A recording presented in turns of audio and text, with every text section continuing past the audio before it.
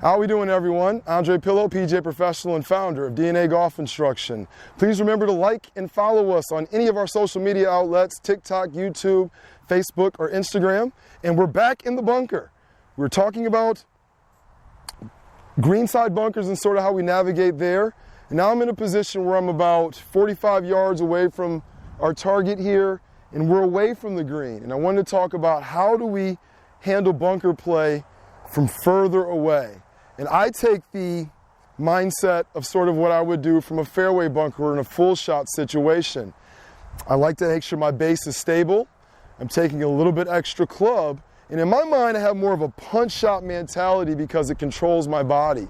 I want to hit the ball first, just like the punch shot or when I'm hitting out of a fairway bunker. It's very important that I don't hit sand first because in my mind, in a longer shot, hitting the ground or the sand before I hit the ball, it's less predictable. So I'm trying to make sure that I have something that's predictable, that I can accelerate through with, and still be fairly consistent with. And for me, I like the mentality of a fairway bunker, and you know that punch shot kind of a feel.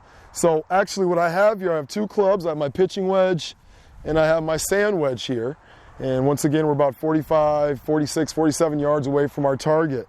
And in my mind, you know, clipping the ball is the most important thing and biggest difference between here and being in that greenside bunker. As we talked about with greenside, I make a circle around the ball, and I want you to imagine entering that circle on the back end and feeling that the sand is carrying the ball out.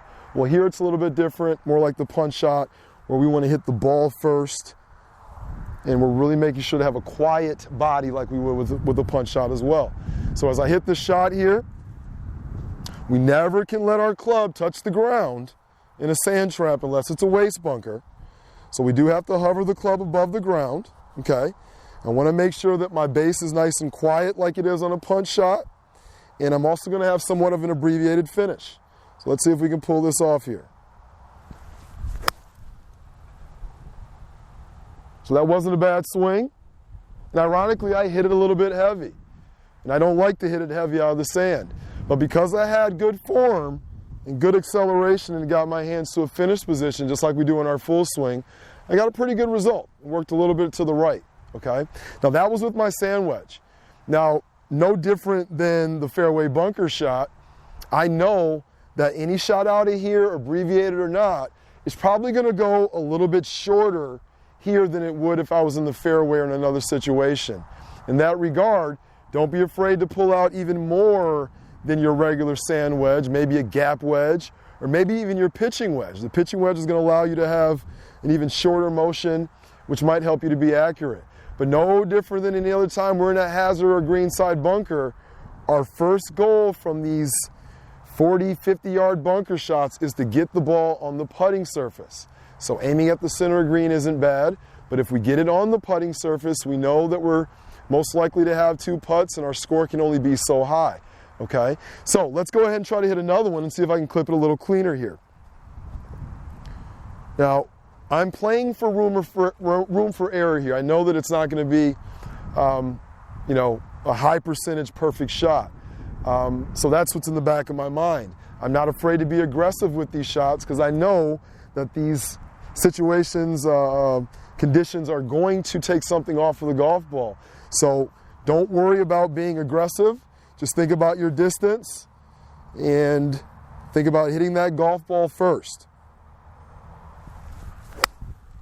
There we go. That was a lot better, a lot more solid, and I like that contact a little bit better. Went over the green a little bit there.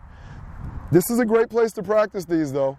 If you have a nice practice area that has some bunkers and a couple of greens, a lot of us have those areas that are free at most municipal courses or semi-private courses in your area. So try to find places where you can work on shots like this.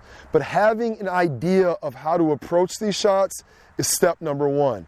We can't step in here and have multiple ideas in our brain, not a good understanding of how to execute. That's not going to give us a good result, and we have no data that we can use for future shots in that same situation. So for longer bunker shots, think about hitting the ball first, okay? Think about having a quiet base.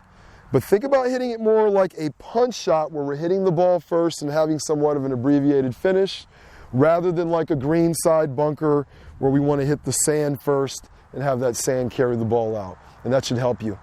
Thanks for watching, and you guys have a great day.